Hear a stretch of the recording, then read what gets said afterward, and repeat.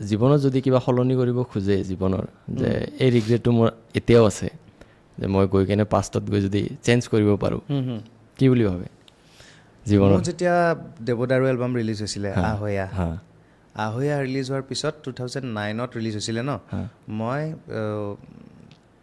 10 মানত বম্বে গুচি গৈছিলোঁ। অ'কে 2010ত মানে 8তো গৈছিলোঁ মই।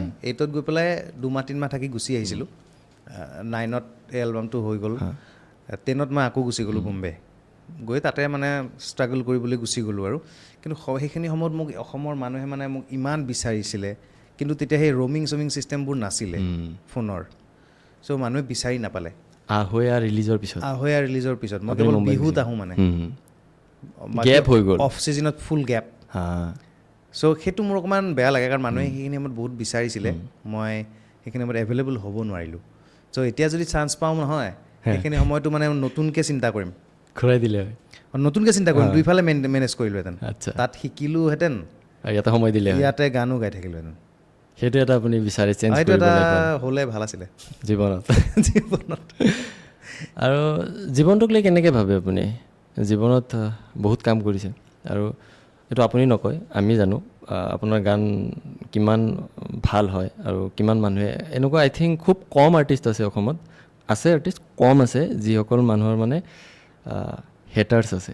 তাৰে ভিতৰত আপুনি এজন যাৰ নেকি নাই বুলি ক'ব পাৰি, মইতো শুনা নাই আজিলৈকে যে আপোনাক বেয়া পোৱা মানুহ আছে। হেটাৰ্ছ থাকে কিন্তু কম আছে, কোনোবাই কয় কোনোবাই নকয়, কিন্তু আপোনাৰ কম আছে যেন মই নাজানো। আৰু মই ইমান একো ডাঙৰ কামো কৰা নাই যে মোৰ ইমান বেছি কোনোবাই বেয়া পাব, কাৰো মই এইটো অন্যায়ো কৰা নাই। চ' মই ভাবোঁ শিকি আছোঁ, এতিয়াও শিকি থকাৰ ষ্টেজ, শিকাৰ কেতিয়াও শেষ নহয়, এতিয়াও শিকি আছোঁ। তো বম্বেৰ মোৰ গুৰুজী থাকে, গুৰুজীৰ কথা মনত পেলাই তেখেতক কোৱা ৰিয়াজখিনি কৰি থাকোঁ। চ' মানে কেতিয়াও ক'ব নোৱাৰি যে বহুত কাম কৰি দিলোঁ, একচুৱেলি একো কৰাই নাই। যিখিনি কৰিছে সেইখিনি মানুহে পাহৰিব নোৱাৰে আপোনাৰ, সেইটো মানে আশীৰ্বাদ হ'ব, যিখিনি কৰিছে। কিন্তু কৰিবলগীয়া আৰু বহুত আছে, বহুত ইচ্ছা আছে, মানে কাম কৰাৰ, ভাল কাম কৰাৰ ইচ্ছা আছে। অসমত নে বাহিৰত? অসমতো বাহিৰতো। আচ্ছা, বলিউডতো কাম কৰাৰ ইচ্ছা আছে, হেঁপাহ আছে আগৰ পৰাই। চ' চাওঁ যদি নচিবত আছে। আৰু আপুনি সৰুতে সপোন চাইছিলেনে? নাই, মইতো আফটাৰ ডিগ্ৰী পঢ়াৰ পিছত গান গাবলৈ আহিছোঁ। মই পঢ়া শুনাতে ব্যস্ত আছিলোঁ, মই BBA কৰিম, MBA কৰিম, এনেকুৱা ধৰণৰ কিবা কিবি ভাবিছিলোঁ, আৰু কমাৰ্চৰ ষ্টুডেণ্ট আছিলোঁ যিহেতু, আৰু ইমান ডাঙৰকৈ ভবা নাছিলোঁ নিজৰ লাইফটো, সৰুকৈ ভাবি আছিলোঁ চাকৰি এটা কৰিম আৰু ধুনীয়াকৈ সংসাৰ এখন হ'ব, সন্ধিয়া কামৰ পৰা আহিম, টিভি চাম, মস্তি কৰিম, তেনেকুৱা আগৰ পৰা। কিন্তু ডিগ্ৰী পঢ়ি থকাৰ মানে মাজত, তেতিয়া আমাৰ সময়ত পাৰ্ট 1 পাৰ্ট 2 বুলি কৈছিলে, এতিয়া ছেমিষ্টাৰ হৈ গ'ল, তেতিয়া আমাৰ ছেমিষ্টাৰ নাছিল, পাৰ্ট 1 পাৰ্ট 2 বুলি কয়। ছেকেণ্ড ইয়াৰত পাৰ্ট 1, থাৰ্ড ইয়াৰত ফাইনেল ইয়াৰত পাৰ্ট 2। তো পাৰ্ট 1 পঢ়ি থাকোঁতে মানে তেতিয়া মোৰ মানে এইবিলাক বস্তু আহিবলৈ ধৰিলে মাইণ্ডত, যে গান গাই খুব ভাল লাগে।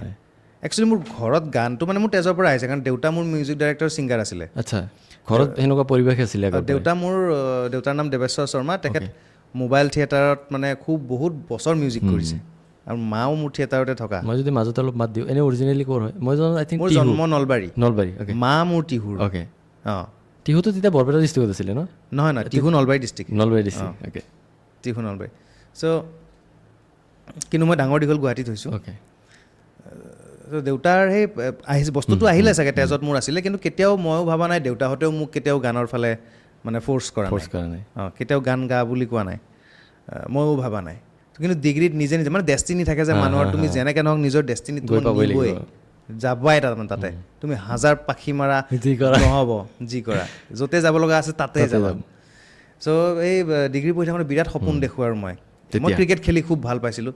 আমাৰ এখন কলনীৰ ভিতৰত ফিল্ড আছে, ক্ৰিকেট খেলি থাকোঁ তাতে। ৰাতি সপোনত দেখোঁ তাতে সেই ক্ৰিকেট ফিল্ডৰ জেগাত ষ্টেজ এখন হৈ গৈছে, কাষত কলনীৰ মানুহবিলাকে মই গান গাইছোঁ, হাত চাপৰি বজাইছে। তেনেকুৱা সপোন মই বহুতবাৰ দেখিছোঁ তেতিয়াই। তো মই চিঞৰি গান গাই থাকোঁ, ওচৰৰ মানুহেও শুনা পায়, মোক সোধে আৰু তুমি কি ইমান যে চিঞৰি গান গাই থাকা, কি গান গাব বিচাৰা নেকি? মই কৈছোঁ পাৰিলে গালোঁ হয়, মানে ভালেই পালোঁহেঁতেন গান গালে। তাৰপিছতে মোকে এজন মিউজিক ডাইৰেক্টৰৰ লগত চিনাকি কৰি দিলে। চ' কিন্তু মোক ক'লে যে ডিগ্ৰী ফাইনেল দিয়াৰ পিছতহে দিম চিনাকি কৰি। চ' তাৰ পিছতহে মই আহিছোঁ একচুৱেলি গান গাবলৈ। সৰুৰ পৰা মই কোনো ধৰণৰ গানত ট্ৰেইনিং নাই।